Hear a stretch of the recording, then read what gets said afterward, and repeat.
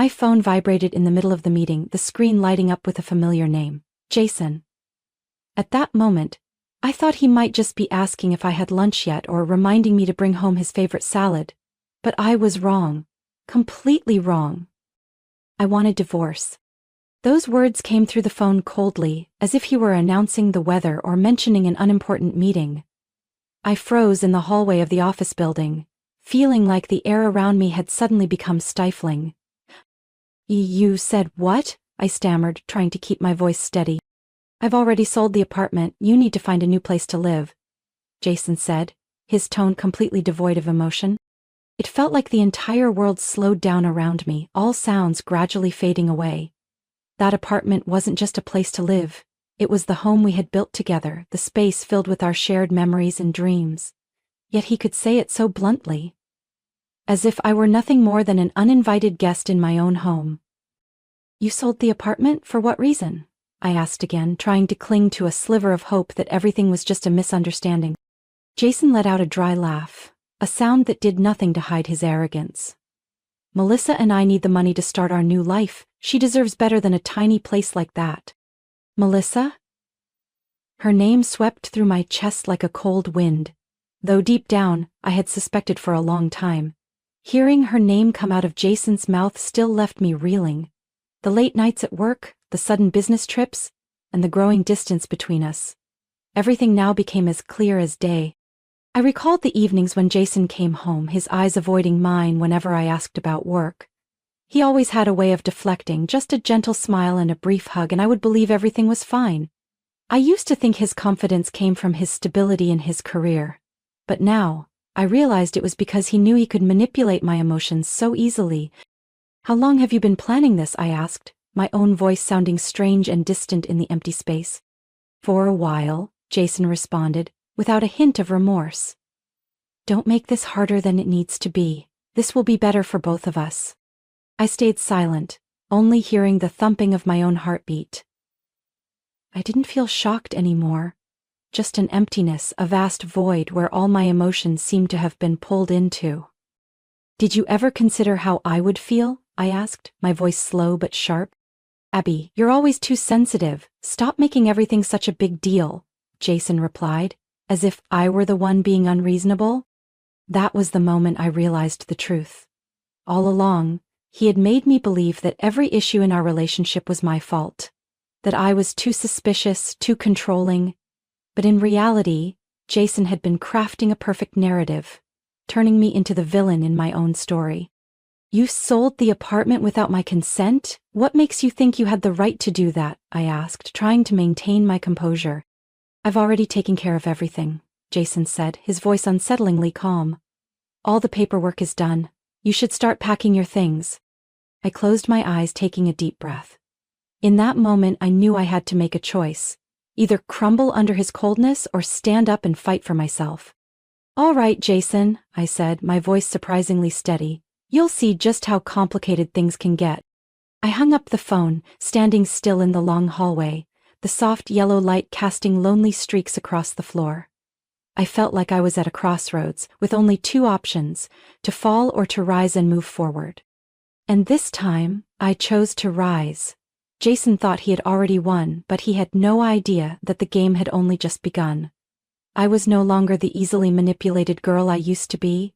I had learned how to protect myself, and this time, I wouldn't let anyone push me out of my own life again. I stood in the long office hallway, the dim lights casting faint shadows on the floor. Jason's call still echoed in my mind, each word like a deep scratch on my thoughts. But instead of letting the pain consume me, I chose to stay calm. Jason believed he had the upper hand, but he had no idea that I had my own cards to play. As I walked into the conference room, I forced a smile at my colleagues, quickly regaining my professional demeanor. The meeting ended, and as soon as I stepped out of the building, I called Emily, my best friend and also my lawyer. Emily and I had known each other since college, and she was always the person I trusted whenever trouble arose. Jason sold the apartment without my consent, I said the moment Emily answered. There was a brief silence before her voice turned serious. Are you sure? He has no right to do that if the apartment is in your name. I smiled slightly. Exactly. I had the ownership transferred to my name earlier when we refinanced. Jason had no idea because he just signed the paperwork without reading it carefully. Emily let out a quiet laugh. Well then, he's brought trouble upon himself. We're going to make sure he understands that things aren't as simple as he thinks. The plan to counterattack began. Emily immediately reviewed the legal documents, confirming that Jason's transaction was completely invalid. We quickly drafted an official letter to the buyer, informing them that the sale of the apartment had no legal standing. Emily also prepared all the necessary documents to take the matter to court if needed. Does he know about this yet? Emily asked as we finished up all the required paperwork. I don't think so, but he'll find out soon enough, I replied, a strange sense of calm settling over me. That evening I returned to the apartment. Everything seemed as quiet as usual, but the atmosphere felt different. I knew the confrontation was inevitable and I was ready for it. Around 7 o'clock Jason came home. He pushed the door open, his face flushed red and his eyes filled with anger. In his hand was a stack of papers and I immediately recognized the letter Emily had sent. Abby, what the heck is this? Jason shouted, his voice no longer holding its usual calm demeanor. I looked up at him, my face showing no emotion. It's a legal notice stating that you have no right to sell this apartment. Your transaction is completely invalid. He froze, then let out a mocking laugh. You think you can outsmart me? This apartment is ours. Half of it is mine. No, Jason, I said, placing the documents on the table. You signed the transfer documents a long time ago. This apartment is entirely mine, and the transaction you tried to make holds no legal value. Jason began to flip through the papers, his eyes darting between the lines. I could see the confusion slowly overtaking his expression. With each page he read, his confidence gradually faded. I didn't know, he muttered, his hands trembling. Exactly. You didn't read the paperwork properly, just signed it because you thought you always had everything under control. I sat down on the chair, my hands clasped together. But not this time, Jason. You've really put yourself in a tough spot now. Jason began pacing around the room, his shoes tapping against the wooden floor with a disjointed, tense rhythm. You can't do this to me. We've been together for 6 years. How could you push me into a corner like this?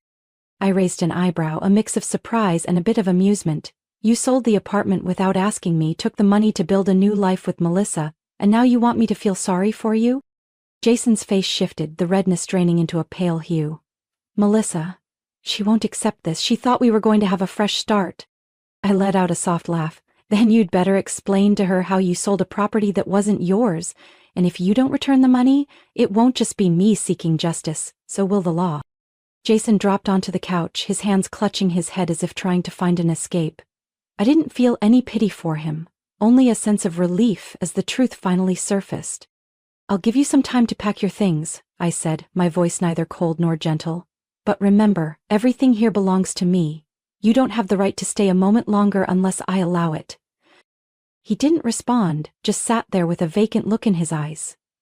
The perfect life he had imagined with Melissa was now nothing but rubble. And I, the woman he thought he could easily discard, was the one holding the keys to end it all. I stood up, walked into the bedroom and closed the door behind me, leaving Jason in the living room with his tangled mess of thoughts. Now I was the one controlling this story. That afternoon I sat on the sofa in the living room, sunlight filtering through the curtains, casting soft patterns on the hardwood floor. Everything in the apartment was quiet, except for my steady breathing. Beside me was the stack of divorce papers Emily had prepared, crisp white pages that held within them a difficult but necessary. I didn't have to wait long. The sound of a key turning in the lock broke the silence and Jason walked in. But what surprised me more was the woman following him. Melissa. She wore a striking red dress, her high heels clacking against the floor with each confident step. Her smile was bright, filled with confidence, as if she were walking into her own home. Look, darling, this'll be our new home, Jason said, his voice brimming with excitement as if nothing had happened. I stood up, my gaze steady on them, but I didn't rush to say anything. Melissa stepped forward, her eyes sweeping over me with a chilly indifference before turning back to Jason. Is this Abby? She asked, flashing a smile that lingered only for a second, like a mask slipping into place. Hello, Melissa, I replied, my voice unnervingly calm. You two showed up just in time. I was about to have a conversation with Jason about staying here. Melissa crossed her arms, a smug look in her eyes. We won't be here for long, Jason said you've already taken care of all the paperwork. I tilted my head slightly, feigning surprise. Jason said that? How interesting. Jason's patience began to wear thin. Abby, stop making this difficult. You know the apartment has been sold. You should pack your things and find a new place to live. Jason, I said, enunciating every word, this apartment has never been sold, and if you've actually received money from a buyer, you've put yourself in a very big mess. Melissa's expression shifted, the smile on her lips vanishing. Wait, what does that mean? You told me everything was settled, that you sold the apartment and we had the money to start fresh. Jason froze, his eyes avoiding Melissa's sharp gaze. I'll explain. It's all just a misunderstanding. A misunderstanding? I let out a small laugh. You tried to sell this apartment without my consent? The problem is, the apartment is solely in my name, and any transaction without my signature is not legally valid. Melissa turned to Jason, suspicion growing in her eyes. Did you lie to me? You said this apartment was yours, that she had agreed to leave. Jason stuttered, his hand clutching the folder tightly. I just wanted to make things easier. I thought if you moved in first, it wouldn't be too complicated. Complicated? I shrugged. You told me over the phone that I needed to find a new place because you had sold the apartment. But it seems you forgot I'm not someone who can be pushed around so easily. Melissa took a step back, her arms falling to her sides. Did you take money from the buyer? Jason didn't respond, but his silence was answer enough. Melissa's face fell, as if she had just been pulled from a beautiful dream that turned into a nightmare. What did you do with the money? You said we were going to have a new life. I crossed my arms, my eyes never leaving Jason. If you've spent that money, the buyer might not just want their money back. They could take you to court for fraud. Jason's face turned ashen, his lips moving without sound. Melissa, not waiting another second, spun on her heels and walked out the door. I don't want any part of this, you handle it yourself. The door closed, leaving a heavy silence enveloping the room. Jason collapsed onto the chair, as if all the strength had drained from his body. Abby, I know I was wrong, but you can't treat me like this. We used to love each other. Yes, we used to, I replied, my voice unwavering. But love doesn't mean accepting lies and being taken advantage of. These are the divorce papers. I want you to sign them right now. He looked at the stack of papers on the table, his eyes filled with regret. Do you really want to end everything? We can start over, I'll make things right. Jason, you had your chance and you destroyed it yourself, I said, keeping any emotion from seeping into my tone. I won't give you any more chances. Finally, Jason picked up the pen, his hand trembling as he signed each page. Every signature felt like a period, marking the end of mistakes, of a past I had tried to hold on to, only to realize that letting go was the real freedom. When he stood up, I opened the door for him, feeling like a fresh breeze had just swept through the apartment. Jason walked out without looking back, and I closed the door, locking away everything that belonged to the past. The apartment was now just mine, but I didn't feel lonely. On the contrary, I felt lighter and freer than ever before. This was the fresh start I truly needed. After Jason left, I stood in the middle of the living room, feeling as if I had just woken up from a long nightmare. His belongings were still scattered around, but the heavy atmosphere had vanished. For the first time in months, I could take a deep breath without feeling the weight of anxiety crushing my chest. I started cleaning up, carefully tending to every corner of the apartment. Jason's belongings, from the jacket draped over the chair to the books haphazardly left on the shelves, were neatly packed away. I didn't throw them away or destroy them. I simply returned them to where they belonged. Not here, not in my life anymore. Instead, I chose new things for myself, items that reflected my own taste and style. I painted the living room a soft, calming shade of blue, replaced the heavy curtains with light, airy fabrics, and hung up abstract art pieces I had admired for so long. The fresh touches brought a sense of renewal to the space. Emily stopped by over the weekend bringing a bouquet of fresh flowers and a bottle of fruit juice. This place looks completely different, she said, her eyes sparkling with joy. There's still a bit more to do, I replied, wiping the sweat from my forehead. But at least now it finally feels like my home. We sat at the new dining table, a light-colored wooden piece I had chosen to replace the old worn glass table that Jason had always insisted on keeping. Emily poured juice into our glasses, raised hers, and smiled. Cheers to freedom and a new chapter in your life. And cheers to never letting anyone make you feel small in your own home again, I added. Our glasses clinked softly, the clear sound like the first notes of a new melody. Meanwhile, Emily wasn't just providing emotional support, she was also handling the legal aspects. She worked tirelessly to ensure the divorce process was quick and legally sound. Jason no longer had any chance to cause more trouble. From the assets to the apartment ownership, everything was clearly documented, leaving no loopholes for him to exploit. Jason has signed the divorce papers, Emily announced on a bright sunny morning. He agreed to all the terms. You'll soon be completely free from all ties. Hearing those words, I felt as if I had just been unbound from an invisible rope. A part of me still worried that Jason might stir up more drama, but Emily's determination and thorough legal approach gave me complete peace of mind.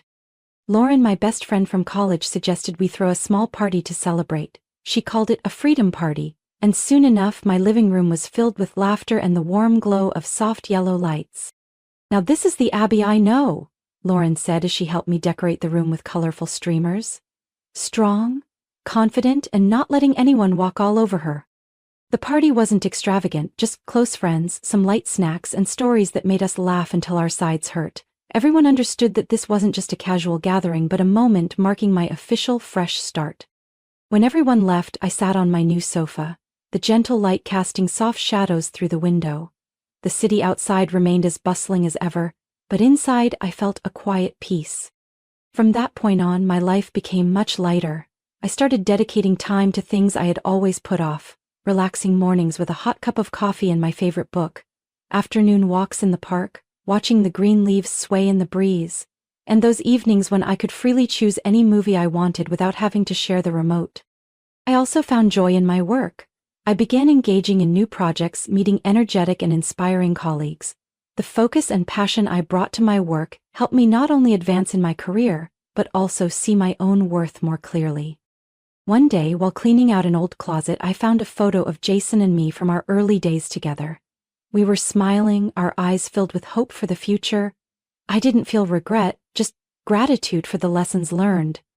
I folded the photo and placed it in a small box, not to hold on to it but to close that chapter, because I understood that while the past couldn't be changed, the future was wide open with new opportunities. I had truly begun a new chapter in my life. This chapter didn't include Jason, lingering pain, or doubts. It was just me, with newfound confidence, steadfastness, and deep self-love. And this time I knew I was on the right path, with every step feeling light and steady. I not only reclaimed my apartment but also took back control of my life. That was the biggest victory of all. Abby's story isn't just about reclaiming an apartment, but about regaining control of her life. From a woman who was once manipulated and deceived, Abby stood up, fought for justice, and rebuilt a peaceful space for herself. She shows us that letting go of toxic relationships isn't a loss but often the first step toward true freedom and happiness. It's a reminder that we all deserve better, as long as we have the courage to change. What do you think about Abby's powerful journey in this story? Have you ever faced a similar situation or have advice for those dealing with family challenges? Share your thoughts in the comments below, and don't forget to follow the channel for more inspiring stories about family life and finding happiness.